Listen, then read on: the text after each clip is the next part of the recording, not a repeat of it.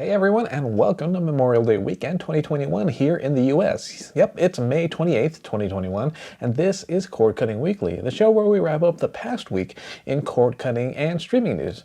And this week we're going to talk about another mega content deal, this time between Amazon and MGM. Elsewhere, Sling TV debuted a brand new look, and another streaming service is announcing a price hike. But first, yes, as usual, please do consider clicking on those like and subscribe buttons down below. That truly does help us out and enables us to create more content in the future. And with that being said, let's head straight into the news, starting with a big deal between Amazon and MGM. This week, we saw yet another mega merger go from rumor to reality in the span of just a few days. Last week, it was AT&T and Discovery, and this week, it's Amazon and MGM. We had heard rumors that Amazon was offering around $9 billion for MGM and its sizable collection of shows and movies. And earlier this week, the companies confirmed they had entered into a definitive merger agreement. The deal needs to clear regulatory hurdles, of course, but Amazon ended up agreeing to $8.45 billion to acquire MGM's staple of content. And at stake are the rights to thousands of films and TV shows, including the James Bond and Stargate franchises, as well as newer hit shows like The Handmaid's Tale. And yes, that last one is currently a breakout hit over on rival Hulu's streaming service. In fact, MGM has content deals with several streaming services that are actually rivals to Amazon's own Prime Video. So it'll be interesting to see how Amazon handles these properties in the future. Of course, we're at the very early stages of this deal, and assuming it's all approved, it's likely we'll be seeing the fruits of this deal pan out over several years. Should be interesting. Naturally, a deal like this, with so many well-known properties involved, is going to invite a ton of speculation for the foreseeable future. Case in point, some have been wondering what the Amazon and MGM deal might mean for the future of the James Bond franchise, including whether or not new installments would head straight to Prime Video. However, producers say straight-to-streaming isn't in the cards for 007. Eon Productions, which co-owns the rights to the Bond franchise along with MGM, said in a statement to Variety, quote, "We are committed to continuing to make James Bond films for the worldwide theatrical audience."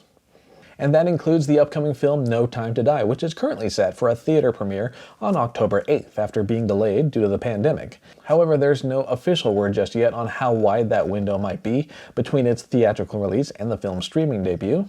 There are reports out there suggesting Amazon's deal might not affect any theatrical releases that have already been set for the rest of the year. So again, this looks like a deal that could have long-ranging effects. Time will tell, and then we'll tell you about it as soon as we learn more. In price hike news, low-cost live TV streaming service Philo announced it's raising its monthly subscription rates from $20 per month to $25 per month starting in June.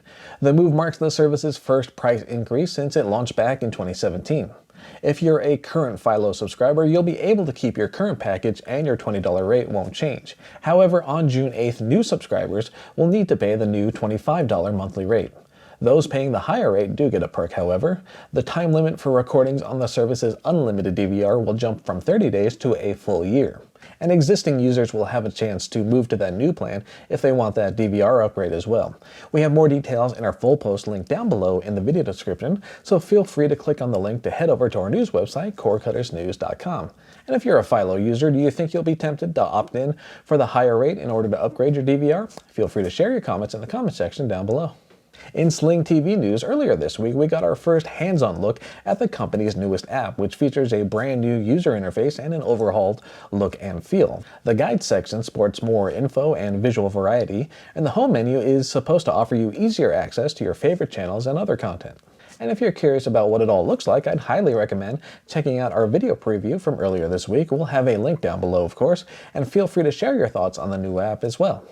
The new Sling TV app is coming to select Fire TV users starting this week, and then the company says the update should come to other platforms throughout the year. Roku devices, for example, are expected to receive the update this summer.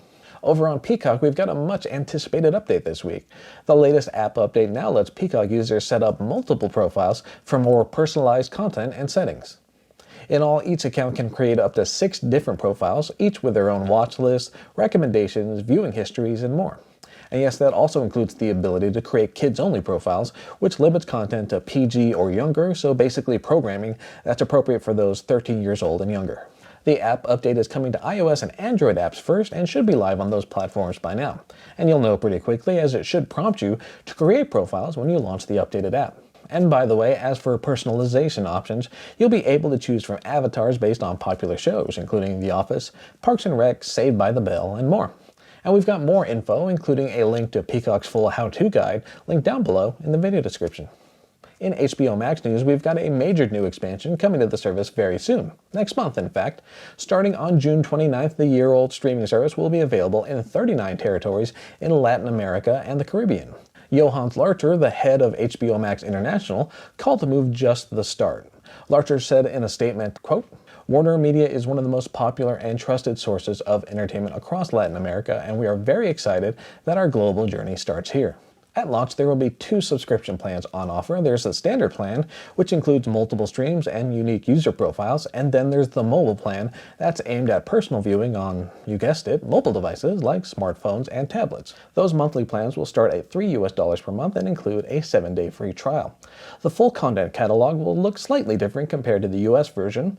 For one, Warner Media films will generally be available 35 days after their theatrical release, rather than the same-day debuts we've been seeing of late. You can expect a slate of local original titles in different regions as well. And again, that all kicks off just over a month from now on June 29th, 2021. In Roku news, it looks like the company's continuing to make deals to add more content to the Roku channel. This week, Roku announced it's attained streaming rights to movies from Saban Films.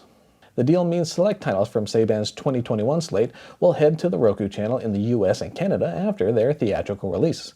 It's a deal that's known in the industry as a pay-one licensing agreement, and it marks the first such deal for Roku.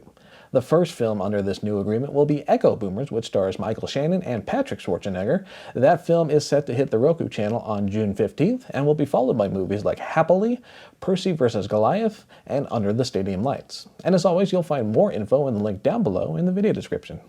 Lastly, in Disney Plus news, we've seen reports that the streaming service has temporarily pulled some content due to issues with the way they were initially uploaded. In all, it looks like this effort includes Mickey Mouse Mixed Up Adventures, Mission Force 1, and So Random. The streaming service has made similar moves in the past when certain titles were uploaded incorrectly. Errors have included uploading entire series without breaking them up into individual seasons or adding episodes out of order. In any case, odds are fairly good that these titles will pop up again soon enough, but just a heads up if you've been looking for certain shows recently only to find them missing at the moment. And yes, as of the recording of this episode, those 3 titles were still unavailable on Disney Plus. As we say often though, stay tuned. And there you go, those were the top stories for the past week as we head into Memorial Day weekend here in the US. And as always, thank you all for tuning in. And again, if you haven't done so by now, we'd certainly appreciate it if you clicked on those like and subscribe buttons down below. That really does help our channel out in the eyes of YouTube and enables us to create even more content for you in the future. Speaking of, on Wednesdays, Jess hosts our weekly Q&A sessions, and then we dive deep into specific topics on Thursdays, unless of course we're coming to you earlier in the week like we did this week with our hands-on preview of the new Sling TV app. And finally, there's Cord Cutting Weekly every Friday, where we wrap up the past week in cord cutting and streaming news. And until next time, I thank you all once again. My name is Philip Palermo, and we'll see you all next week. Take care.